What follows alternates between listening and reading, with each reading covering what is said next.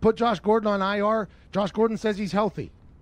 He says, I'm healthy. He actually commented on a post on Instagram. I was like, interesting. Like, I didn't even know this was happening. He's about ready to come back. Yeah, I thought by the way, I thought I put a lot of work in to get this knee healthy. I feel pretty good. So everybody's assuming that he's going to get what he is, I guess. He's going to get cut from the team. He's going to be on IR. He's going to get cleared physically to play. He's going to end up on another team.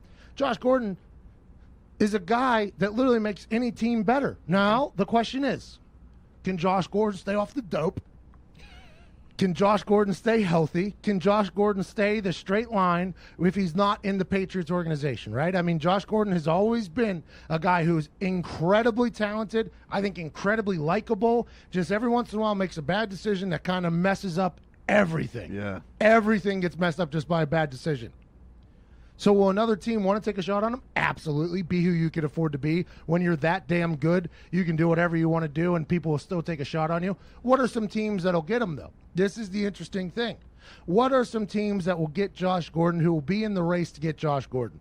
I said the Colts strictly because I would be cool just to have that guy on the Colts. It would be cool. Funchess has been out, but Funchess is going to come back, too, before too long. It's by no means a season For those that don't know who Funchess is, Funchess is like the number 2 wide receiver guy, take the top Came off. from Carolina, yeah. He's a big-time player, but he's been hurt. But T.Y. Hilton basically been doing it with Eric Ebron, Jack Doyle. Pascal has had a big-time play, but Josh Gordon becomes an immediate weapon anywhere he goes. Yeah. Ty would like him to be a Packer, obviously. I think any team right now is sitting at home. They're like, due to amnesia and what have you done for me lately, probably don't even remember all the suspensions and stuff that happened years ago. They just see this incredible wide receiver that is leaving the New England Patriots mid-season that can immediately help their team. I'm intrigued by it all. The Packers would have Devontae Adams and Josh Gordon and Aaron Jones and Aaron Rodgers. Pretty formidable. Can they afford it? Well, that's what I was going to ask is, at this point, he's definitely not as expensive as he was 3 years ago. Like, what if he goes to the Cowboys? Like, what's the going rate? Oh, what if he goes? Here's obligatory Cowboy talk, by the way. Here it is, right here.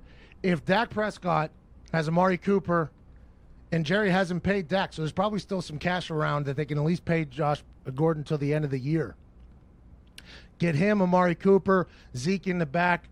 They could really go on a run, especially in an NFC East that stinks. No one's even mentioned them yet, but that's the most intriguing of all, I think. Well, and him with a star on his helmet. It feels like Jerry Jones would be like, we got Flash. You ever seen this guy run? You could have, like, Irvin talk to him, too, about, bringing it together. Yeah, exactly. I mean, he would be a great cowboy. He'd be a great cowboy. That'd be a lot of fun to kind of watch almost. Give Dak Prescott another weapon because Dak Prescott, all the way back, by the way. Yeah. All the way back, that guy. Yep. I was wondering why Dallas Cowboys fans want him. Then the other night I saw it. Saw him checking at the line. Saw him running the ball in himself. Saw him making some plays. Saw Jason Garrett not just smiling. I saw Jason Garrett wanting to step on the throat. I think Cowboys are set for at least another 20, 30 years at head coach and quarterback. That's what I was told by the internet. At least I was told that by the internet, and I got a chance to see it the other night. I mean, they're not wrong. No, of course not. No, they're not wrong. At least not for this week. By the way, he did look very good. He did.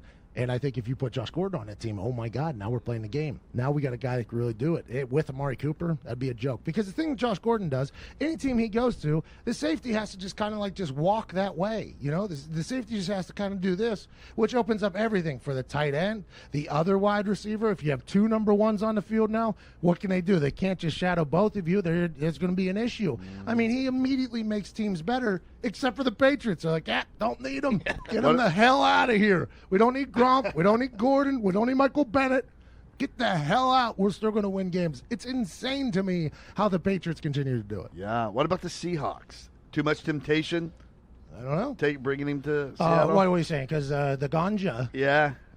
He can't go to anywhere with legal weed.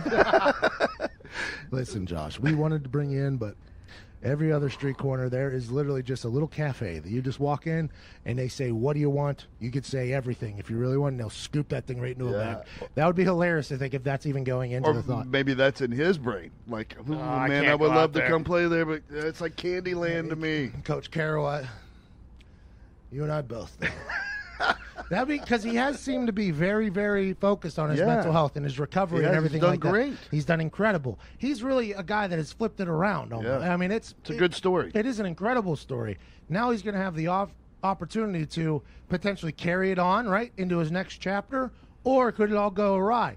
And if you end up in a city where you can just buy whatever you want whenever you want, that'll be an incredible test on whether or not he can remain disciplined and stay clean. Do you think it'll be like a rich get richer situation though? Like when you were with the Colts and you were on those really good teams, like with Peyton, were they actively trying to pick guys up, or was it like, hey, we're really happy with what we got here, we don't need to improve? It was a completely different league then. Right. It was a completely different league then. And that franchise, that team, that organization, whenever I just so happened to get dropped in there, they were such a tight unit already that was created. The offensive weapons were already there. It was Reggie, it was Dallas, and they were drafted. Bill Polian was a big-time go-through the draft guy. Not a lot of big free agents, much like the Green Bay Packers. I think that's kind of how they'd rather build the team. And then when the next regime came in, it was all about bringing in people. You know what I mean? It's like these college teams are utilizing the transfer portal. A lot of teams are just 31 kids, I think, were transferred into SMU. And they've really made they're undefeated this year. Yeah. And the transfer portal allows people that opportunity to kind of do that. Other people believe, like whenever we were down at Wake Forest, Coach Clausen, he was like, we believe in redshirting kids, having them come through our system and not playing until they're like redshirt juniors and seniors. So they build like a team through their program. You know what I mean? Where other people like to do that. The original Colts that I was on did not like to bring in outsiders. The next one, all they wanted was to bring everybody. They didn't really focus on doing well in the draft, which they still could have done, by the way, but they just chose not to. It's one of those things where it's an organizational decision. And right now, especially with the movement of players, I would assume that a rich get richer type situation is going to happen with Josh Gordon. I also don't think he'll just go to a bum team. Right. I don't know why you would. If you're a wide receiver, I don't know why you'd go to a bum team, because the reason that team's a bum team is probably because the quarterback is bad. And if the quarterback's bad, I don't want to go not catch balls. Yeah, it doesn't do him any good at all. Yeah, at all. And I think he probably still has a lot of football left in him. I would hope. It's a wild scene, though, to see somebody comment on an Instagram post saying that they're going on injured reserve. Like, yeah, we don't think you're fit to play. You're going on injured reserve. He's like, really? Yeah, I was just running the stair stepper here at the house. You know what I mean? Like, that is such an interesting. Like, he commented with the little seeing eyeglass. I was like, interesting. I didn't know that. That's wild to me. I don't know how that even happens, how you're not told you're going on IR. Not even a text message. I would assume you're in the training room, so they'd be like, all right, we're going to give it a test today, see if you're good, and if not, we're probably going to have to put you on IR. It seemed like that didn't even happen. He's just like, oh, really? Learning on Instagram that his days in New England are done for. That's interesting.